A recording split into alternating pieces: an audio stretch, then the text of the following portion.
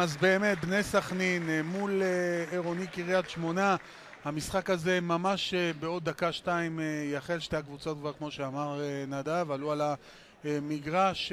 סכנין בלבן, קריית שמונה בכחול. שמי עכשיו עם העקב, כדור טוב לפאדי זידן, אבל הכל מתרחש עדיין רחוק. שעכשיו יהיה שמי מצליח להסתדר, להיכנס לתוך הרחבה. הנה הכדור רוחב, הנה הביתה!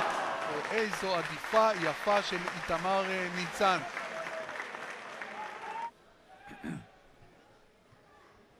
עבד, כדור טוב לדוידוב, דוידוב יכול ללכת על ביתה.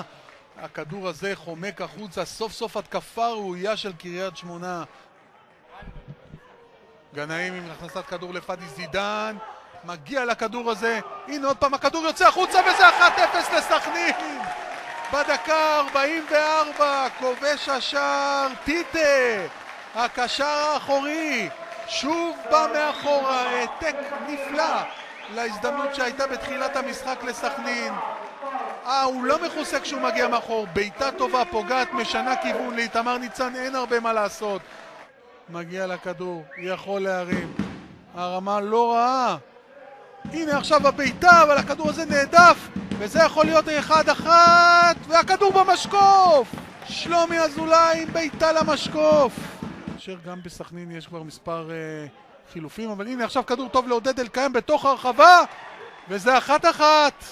הנה קיבלנו את שער השוויון של קריית שמונה. רמה מצוינת שמוצאת הפעם את עודד אלקיים חופשי לחלוטין. אלקיים בפס חכם לפינה הקרובה, לא משאיר סיכוי לקנדיל. אז זוהרוי מקבל את הכדור, מסירה לא טובה וזה מסוכן.